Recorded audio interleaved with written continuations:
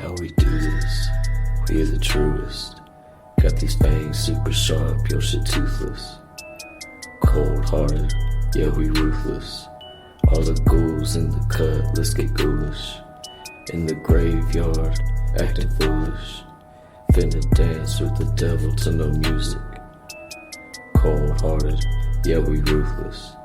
All the ghouls in the cut, let's get ghoulish.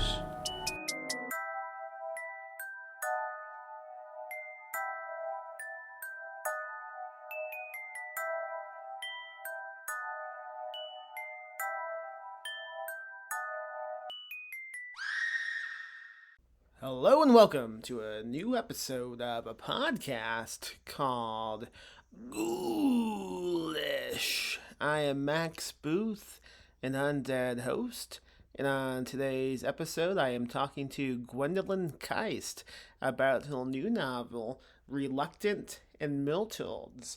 We'll discussing Dracula film adaptations as that ties into the book. Really fun book. I had a ton of fun with it, and I highly recommend everybody go out and pick up a copy. It's out now, right now. Go buy a copy of Reluctant Immortals. And if you still feel like buying some books, go on over to GhoulishBooks.com and check out some of the books we're publishing at GhoulishBooks.com. Upcoming, I will be at a few events you might want to check out. I will have a Ghoulish Books table at Priddle's Row in Chicago on September 10th and 11th. Also in Chicago, I will be doing an event at Bucket of Blood, Guts and Records in Chicago on September 14th. That's a Wednesday with Cynthia Palaio and Daniel Kraus. And on top of that, on September 17th, I will have a book event at the Barnes & Noble in Bowling Green, Kentucky. So if you live in Kentucky, come see me in Kentucky. And then, I'm not done yet, I will be back in Texas at the end of the month on September 27th. I will be doing the debut episode of The Ghoulish Show, a live show in Austin, Texas at Radio Coffee and Bill, September 27th. I will be doing something, I'm not going to say what yet, but it's going to be a live show, and I hope you check it out.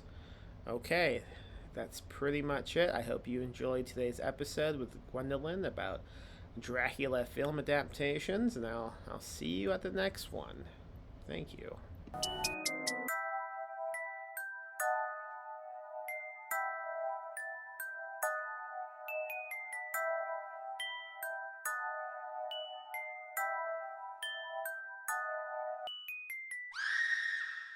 Okay, so Dracula, huh?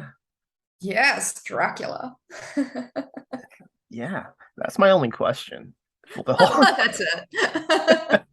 I sometimes I don't have the best organization. I don't prepare anything, so I know, like, okay, so this book is about Dracula. So if I begin the episode by saying Dracula, huh? I just hope it will lead into a conversation. I always begin with saying Dracula, even when the topic isn't about that. It just happens that this time it's looking out in my favor. So I have not read the novel Dracula. I have seen a few of the movies, specifically Coppola's movie, which I love. I have not read the other book that is mentioned in this, Jane Eyre. I know nothing about it. Absolutely nothing. And I thought I might be a little confused going into your novel, and I was not. I mean, it was really well explained, I thought. And I was more confused by the fact that I guess what I did think about Jane Eyre, I might be wrong. Is that a Who novel as well? What is that book about? Is that this, what was that? What did you say? I'm sorry. The other book, the one with Jane and Rochester, Mhm. is that also a supernatural novel? Because I did not It's not really a supernatural novel. It's a very gothic novel, and there's a Okay. lot in it that kind of almost feels like you're on the edge of it being supernatural. And some of the kind of readings or critical analyses kind of look at it as kind of because it's the Brontes, and so Mhm. they kind of I've seen people compare it to Wuthering Heights, which also is not supernatural, but almost feels supernatural at times. There's a sense of almost ghostly presences and almost a sense of vampires, even though that's never explicitly stated. But I've definitely seen people talk about that, and so that's what I really leaned into with Reluctant Immortals was, that feel that Jane Eyre almost is supernatural, but isn't. It isn't explicitly supernatural. So what led to you like taking the kill tools from both of these two books and bringing them together in one novel? It's such a I in my head it's such a crazy like Gene, but maybe that's just because I don't know a lot about the other book. I just loved both of the characters. And I think, unfortunately, what happens so often, especially in classic literature, is you'll have these really interesting female characters that get sidelined that you don't end up spending that much time with. And that very often the most interesting female character gets killed off fairly early or, isn't sort of centered in the narrative. And I always loved Lucy in Dracula. And I always wanted to know more about Bertha, the mad woman in the attic from Jane Eyre, and neither one of them gets centered as much in the narratives in the original books or in most of the film versions. And so I really was just thinking about both of them, and I thought, wow, I would just love to see these two characters together. This is like the story that I would want to read that hasn't been written yet. So I'm like, well, that's always that advice to writers is write the story you want to read. And I'm like, well, this is a story I definitely want to read because these are two gothic characters that people who who know the stories definitely know who these characters are. And even if you don't know Jane Eyre, I feel like the mad woman in the attic trope is something that a lot of people have heard of. And so there is a kind of familiarity with these characters. And I thought, let's put them together and let's see, what happens with these characters as they're dealing with the fact that they've been sidelined, as they're dealing with the fact that they've not been given their own story, that they're basically just a supporting character in somebody else's story. And how did you decide on setting it in the 60s? Yeah, I love the 1960s. So the first and foremost is I just think it's such an interesting era, but I also think it's an era that most reflects our own. It was a very tumultuous political time. There was a lot of activism. There were a lot of people who were really working to make the world a better place. And then there was, the political landscape and a government that really was working against them in making the world a better place. And so I really kept thinking about how much that's a reflection of where we're at now. And it's a way of being able to really talk about things that are happening now, but in a way of that, I feel like when you write about the past, it's a little more crystallized and it's a little easier sometimes for people to be like, okay, this is the 60s rather than this is right now, because everybody is sort of experiencing this current moment differently to some degree. And so writing in the past always gives you that ability to put a little bit of distance between now and then. It makes it a little bit easier, I think, as both a writer and a reader to be like, okay, this is fiction, even if it's relevant to things that are going on now. That makes sense. Yeah. And also something that came to mind is like when you think of the 60s and the 70s, you also think of like hippies and revolution and those types of movements. And often, at least like in movies I've seen, you see how usually there's some manipulative man who's like kind of like leading a small, like almost Mhm. cult like a family in his house, right? And it Yeah. seems pretty perfect for the type of villains we have in this book. Yeah, and that was really another thing. I mean, obviously there's the Manson connection, but there Mhm. were a lot, like you said, it wasn't just that. There were a lot of these kind of like little cults that were around. As I was researching for the writing the book, my husband and I watched a couple of different documentaries about other like lesser known sort of cults of the time. And so it was strange how that was a thing that really happened then, because I think people were searching for something better. And unfortunately, there's people that really try to take advantage of that very often. And that was definitely a thing that happened in the 1960s and into the 1970s. And I did think that that would be a real reflection of what both Dracula and Edward Rochester did in the original books. Yeah, I can cut what I'm gonna say next if you want me to. Something that made me laugh a lot, and I'm still thinking about it now, is there was a scene with some of the the women, they have the Dracula vessel, and Lucy comes in to get it and discovers they've decorated it with like sunflowers and peace signs. That is one of the funniest things I've read in such a long time. I'm so glad. I'm so happy to hear you say that, because it's like that moment. Like I love the campy element of horror. A lot of Mhm. I was just talking to somebody and they were saying a lot of people don't like to lean into that, but I love that. And especially since this was so influenced by classic horror and by Hammer horror, which is campy. And I think Mhm. that that's fun. I like that because there can be kind of like humor in that. So when I wrote that scene, I'm like, I feel like some people will be like, this is ridiculous, and other people will think it's funny, because that's how I think of it. It's like, well, what would hippies do if they like get this like little vessel? Like they might use, their little like tempera paints or whatever to like decorate it. And it just seemed like this ridiculous thing to do. And it was so campy, and it just made me laugh. So I'm glad to hear it made you laugh. That makes me so happy. This book is really funny. There's a lot of humorous moments. There's another moment kind of soon after that, well, she's trying to retrieve the vessel and she's chasing somebody, and then she's like, why do I have like 8 different people also following me at the same time? Like this observation she makes as she's running through a field. It's really almost cinematic in my head, imagining this really awkward long chase with many unnecessary people tagging along.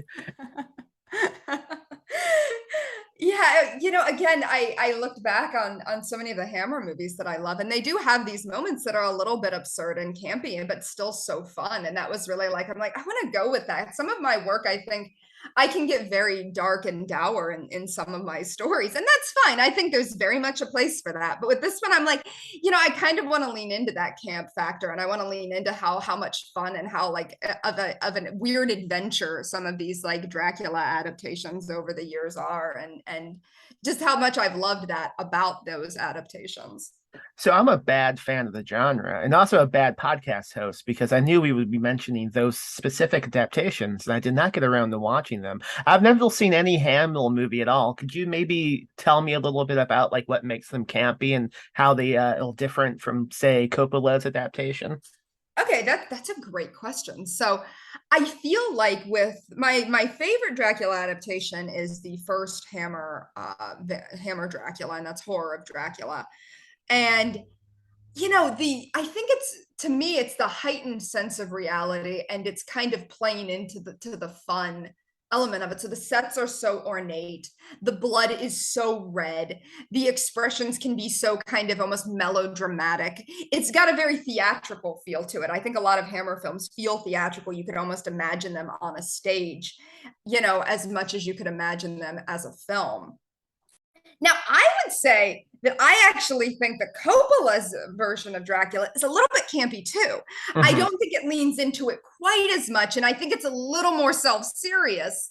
But I also think there's a camp element to that because, again, there's that heightened sense of reality and that kind of theatricality of it. But I would say that the Hammer films really lean into it more, and there is more of that sense of adventure and a little bit more of that sense of fun, even though there's still the menace and there's still the horror. But I feel like, and again, it's those Technicolor movies, and they're everything's so garish and bright. The colors are so saturated, which I love, and was definitely what I was imagining as I was writing Reluctant Immortals. Well, yeah, look at the front cover of this book. I know, right? Like I was so happy when I'm like, man, this is exactly what I wanted. Like I wanted something that had that kind of very saturated color, very, very, pronounced look to it. And so I was so happy. I'm like, yay, this is exactly what I was imagining. So that's always a happy moment. Yeah, I mean, if you tell me to imagine the front cover of a book that takes place in the 60s featuring Lucy from Dracula, this is what I imagine. I don't even have to see it.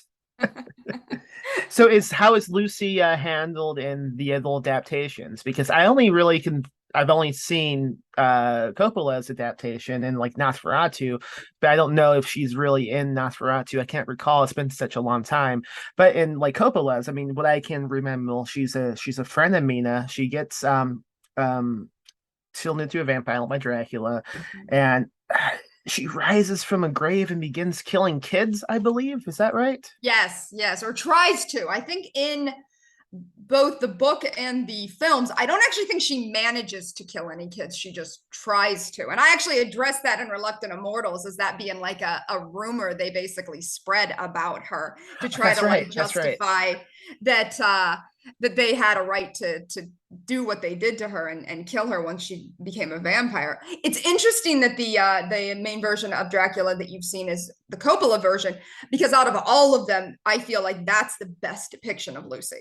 They give her a lot of screen time. She's more developed in that version than I would say any other film adaptation. I definitely think that that's Sadie Frost's version of Lucy is by far the best in my opinion. I actually think she's the best thing about that movie too. I love her in that.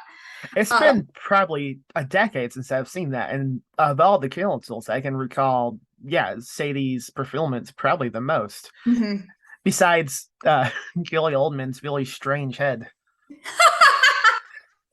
Yes. What's going on with that head? Right?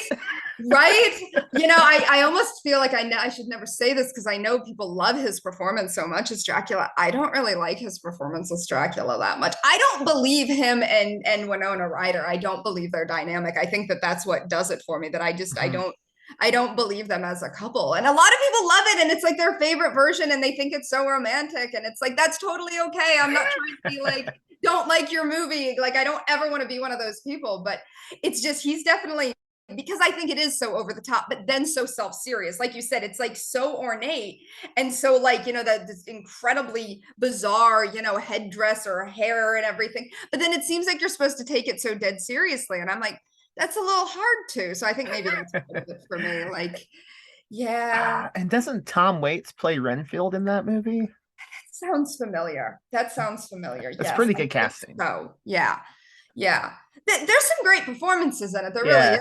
Like I said, I love Sadie Frost in it. Renfield is great in it. People make fun of Keanu, but I actually think Jonathan Harker's character, that's what I imagine Jonathan Harker anyway. So I feel like he did exactly what he could do with that character. Because I'm always like, Jonathan's just Jonathan. Like he's kind of just there. So kind of a aloof doofus in a way. Yes, that's such a good way of describing him. Oh my gosh, yes.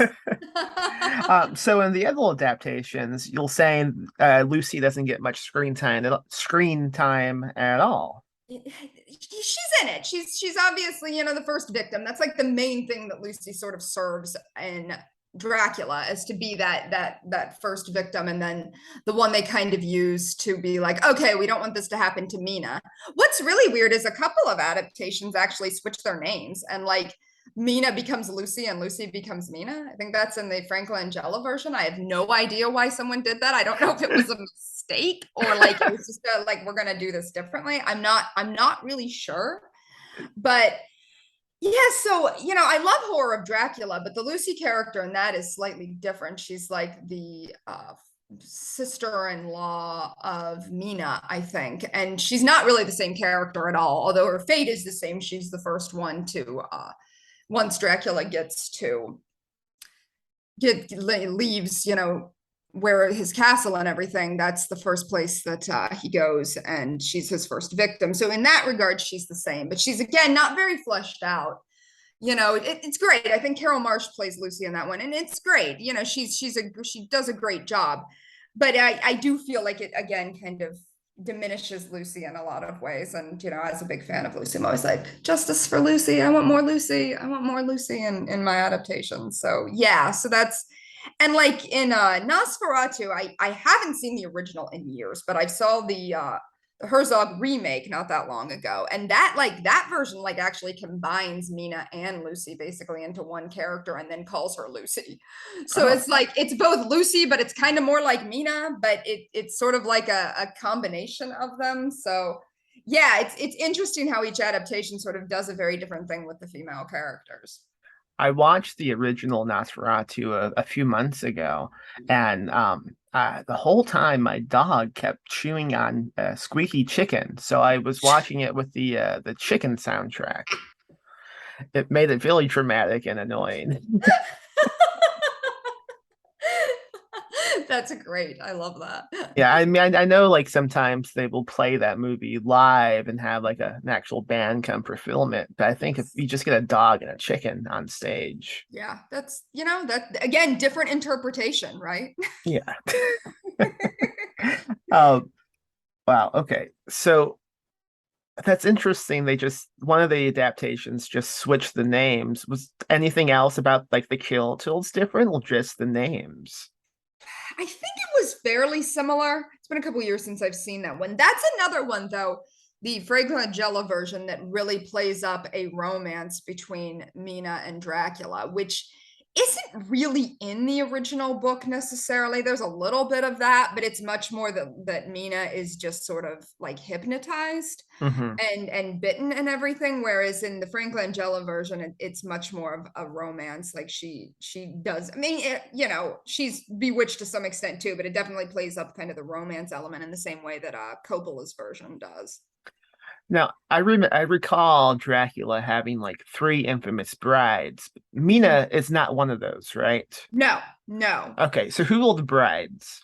So the brides are Dracula's three women that he has at his castle, and they like prey on Jonathan. And actually, I think really again, Coppola's version is probably the most faithful to the book. It is actually, other than the kind of really playing up of the romance subplot, it's very similar because at the castle there are these three brides. They prey on Dracula. They eat a baby. Like it's actually, they usually leave the baby eating out of it, but yeah, it's pretty intense. And so they're at the castle and they stay at the castle, I believe, the whole book and all of the movies usually. And some of the movies just omit them completely. They're not in it, or they're not in it very much in some of them. So Yeah, so there's not much known about like how they even came to be the brides. I'm trying to remember. I don't think Hmm. so. I'm trying to remember from the original, but I don't think so. Most of them do not really do very much in terms of like kind of the bride's origin stories. I know Yeah. people have definitely, written books or taken interpretations of them because they're obviously really cool characters. But yeah, I don't know that in the original book there's that much Okay. specifically about their Gotcha. story. If I'm Now, wrong, somebody please correct me on social media. I have no problem being corrected if there's like backstory on characters that I don't remember. yeah, it'll be interesting to find out. I've never thought about it until now. Now, I'm gonna once again prove I am a vampire rookie. Um, I'm trying to think how Dracula became Dracula. I know it's established in the opening of the movie itself. Mhm. There's something about him coming home and like having a tantrum, but that's all I'm recalling. Can you explain how like Dracula became a vampire? Because isn't he supposed to be like the OG vampire, like the patient zero, basically?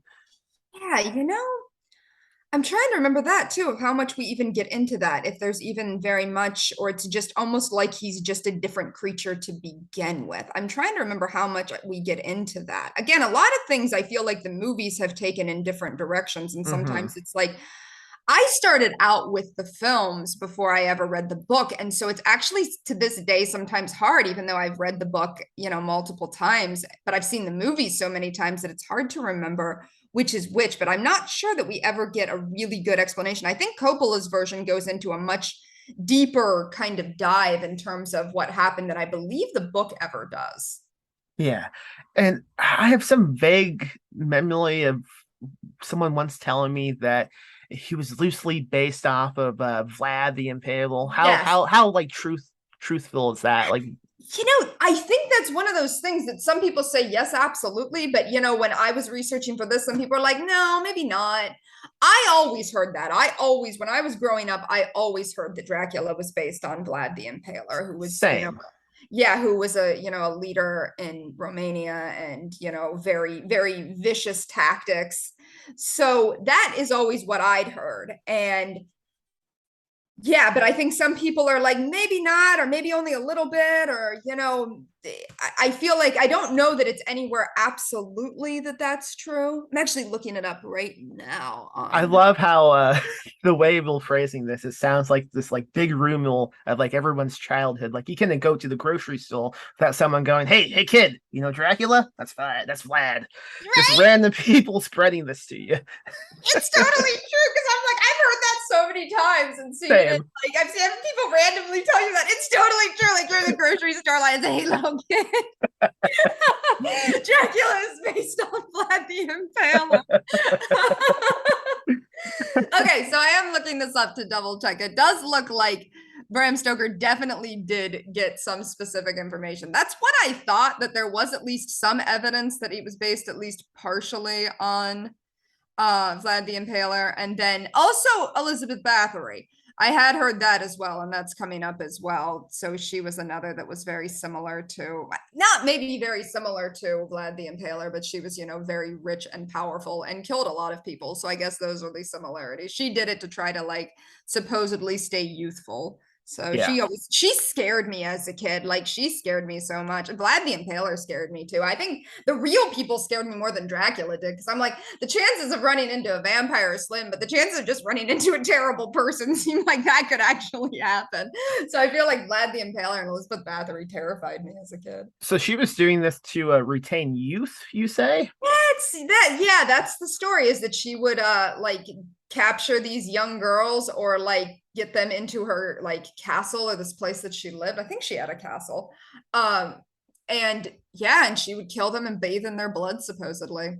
So I think that's pretty accurate. I don't think that's just a rumor. I think that is exactly what happened. And they ended up just kind of walling her up somewhere and putting her in a prison, I think, at the end. And then she just like died in isolation once they realized what she was doing. so she was not successful. She didn't stay young. I don't actually know. I'm not sure how young she stayed. Maybe it was once she was no longer able to get that blood, she aged. I don't know. Like I can't fathom that actual bathing in blood would help you. But like, although a few years ago there was like a weird blood trend in like the beauty industry. I think that people started What? thinking like, I think so. I think there was like a thing. I think Kardashians did it. Like I'm looking this up. I'm gonna I look this believe it already. blood beauty trend. Let's see if this is like yeah, okay. It was 2016. I see this is like, has the beauty industry's obsession with blood gone too far? I think that's actually what that headline says. It's Okay. truncated. But yeah, and like the hottest new beauty trend is your blood, and it shows people with like blood on their face. So this is the thing. I am remembering this Well, correctly. well, that makes sense if it was 2016. That's the year an actual vampire became president. There we go. That's probably true. Things have gotten very weird and very bad in the last 6 years. So now we're just like, hey, we're just gonna put blood on our faces. Heck yeah. So, do you believe in vampires? No, I don't think so. Okay. I don't think so. I mean, if you ask me, do I believe in ghosts? I might say yes, but Yeah. vampires, no, I don't think so. I don't think so. I I was feel like it would be a more interesting world if there were vampires, but alas. I was trying to think of a subtle way to like make you believe that I believe in vampires, and you've come on the podcast of a crazy person, but I couldn't think of it No, fast enough. I'm good. Like whatever people want to believe. I try to be like live and let live about it. Like if that brings you peace and happiness, it's none of my business. It's a good way to live. I mean, I've seen like documentaries about folks who do like they believe they might be vampires, and they Mhm. like live in like Louisiana and like basements, so like maybe not basements, but like houses, and they just talk about being vampires, and that seems cool. That seems like a cool community that I would want to be involved in.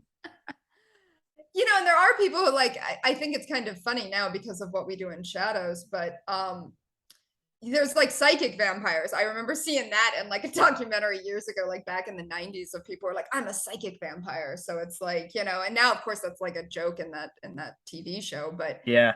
you know, I do that is a thing that some people think, and the irony is, of course, some people feel like you get drained by certain people, right, when you're around them. So I feel like that's at least maybe that kind of vampirism, maybe that element of it. I think many of us can be like, yes, that person drains me when I'm around them. That is probably the closest we have to an actual vampire, a psychic one. Yeah. I think we've all known many of those. And Yeah. the only way to deal with them is to shove a piece of wood into the chest.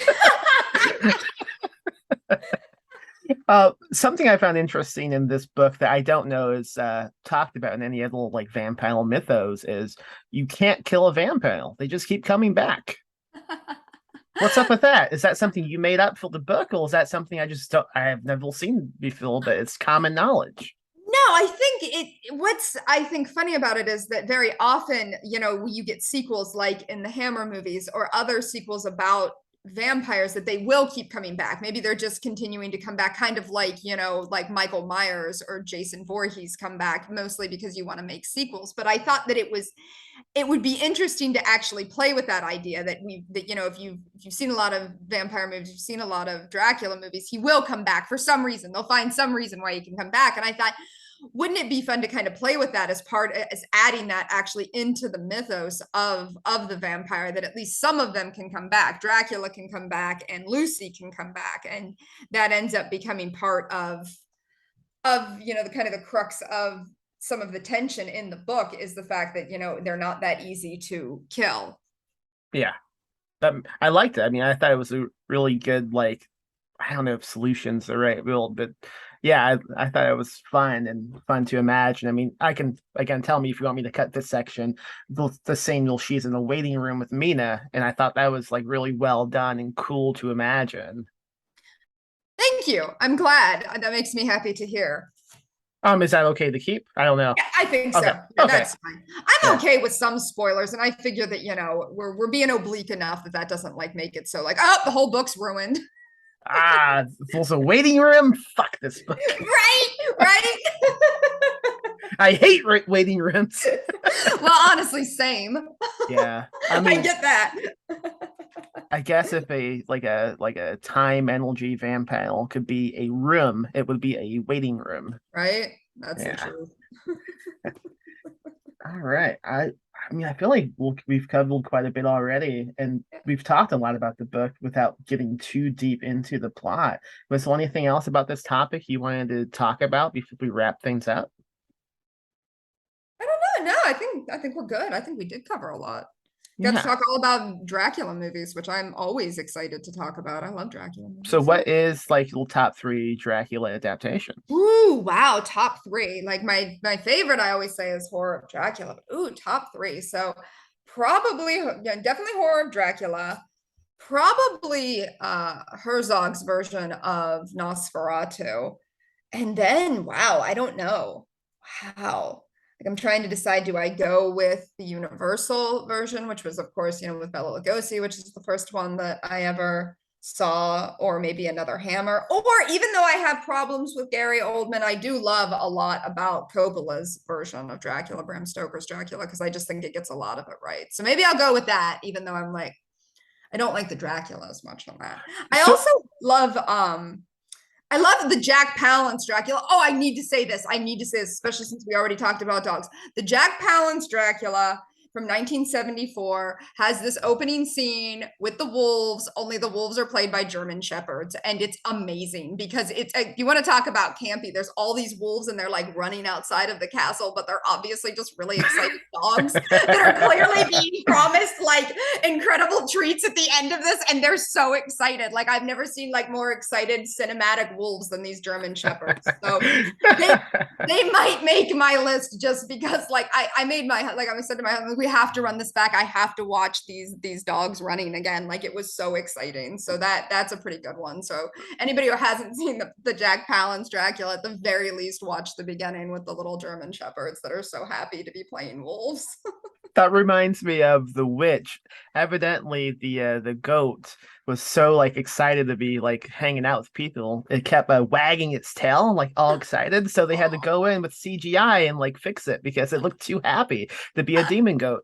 I love that. That's so great. I love when like you can tell that the animal that's supposed to be ferocious is like the nicest animal ever. I know it takes you out of the movie, but like I just adore it because it feels so real for a second of like, oh yeah, we are watching a movie and that's an animal that obviously isn't vicious because you wouldn't let a vicious animal near the actors. No, it's a goat.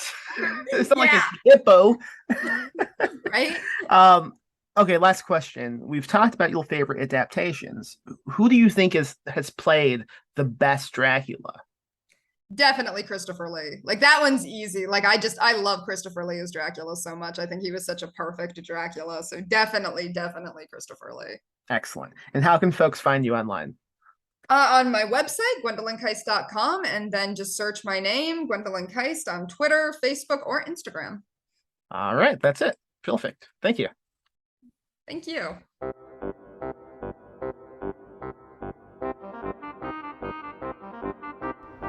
And that was Gwendolyn Kiste talking about Dracula film adaptations.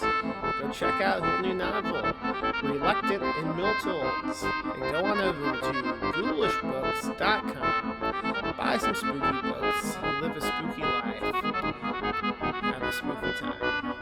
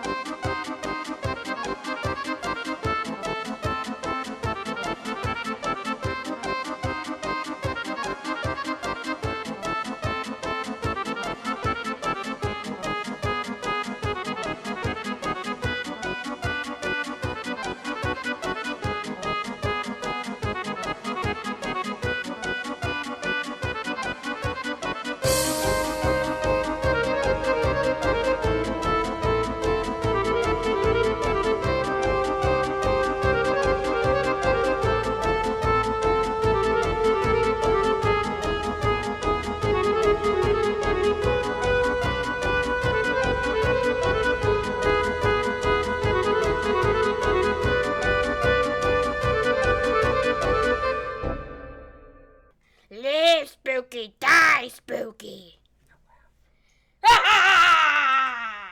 Rest in peace, Max.